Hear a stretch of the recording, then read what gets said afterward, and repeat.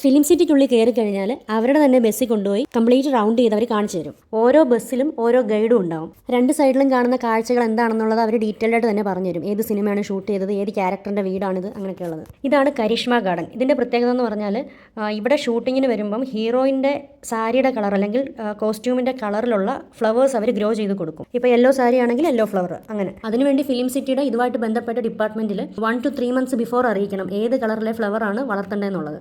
ഈ കാണുന്ന ബിൽഡിംഗ് അവരുടെ എക്യുപ്മെൻറ്റ് ഡിപ്പാർട്ട്മെൻറ്റാണ്. അവിടെ ക്യാമറാസ് അതുപോലെ ഷൂട്ടിങ്ങിന് ആവശ്യമായിട്ടുള്ള കാര്യങ്ങളൊക്കെ റെൻറ്റിന് കൊടുക്കും. ഇനി റൈറ്റ് സൈഡിൽ കാണുന്ന ഫൗണ്ടൻ അത് ഹിന്ദി മൂവി ക്രിഷ് 3-ൽ ഷൂട്ട് ചെയ്തിട്ടുള്ളതാണ്. അതിൻ്റെ നടുക്കുള്ള ആ സ്റ്റാച്യുവിന് പകരം അവർ വേറെ ഒരു സ്റ്റാച്യു വെച്ചിട്ടാണ് അത് ഷൂട്ട് ചെയ്തിരുന്നത്.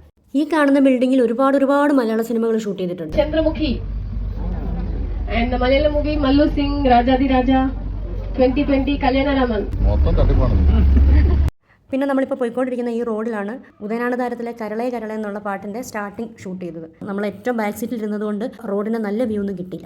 ഇത് ചന്ദ്രമുഖി സിനിമയിലെ ഡാൻസ് മാസ്റ്ററുടെ വീടായിട്ട് കാണിച്ച വീടാണിത്. ഇനി ഇവിടുന്ന് മുന്നോട്ട് സൗത്ത് ഇന്ത്യയിലെ ചെറിയ ഗ്രാമങ്ങളുടെ അന്തരീക്ഷം ഫീൽ ചെയ്യുന്ന സെറ്റാണ്. ഒരുപാട് സിനിമകളിൽ, മലയാളം സിനിമകളിൽ ഉൾപ്പെടെ ഇത് കാണിച്ചിട്ടുണ്ട്. പിന്നെ ഇതിൻ്റെ ഏറ്റവും വലിയ പ്രത്യേകത എന്ന് പറഞ്ഞാൽ ഈ മുൻവശത്ത് കാണുന്നത് മാത്രമേ ഉള്ളൂ. നമ്മൾ ആ വാതിൽ തുറന്നു കഴിഞ്ഞാൽ ഉള്ളിലൊന്നുമില്ല. ഫ്രണ്ടിൽ നിന്ന് ഷൂട്ട് ചെയ്യാൻ വേണ്ടിയിട്ടുള്ള സെറ്റ് മാത്രമാണിത്. അപ്പം ശരി, ഇനി ബാക്കി അടുത്ത വീഡിയോയിൽ. ബൈ.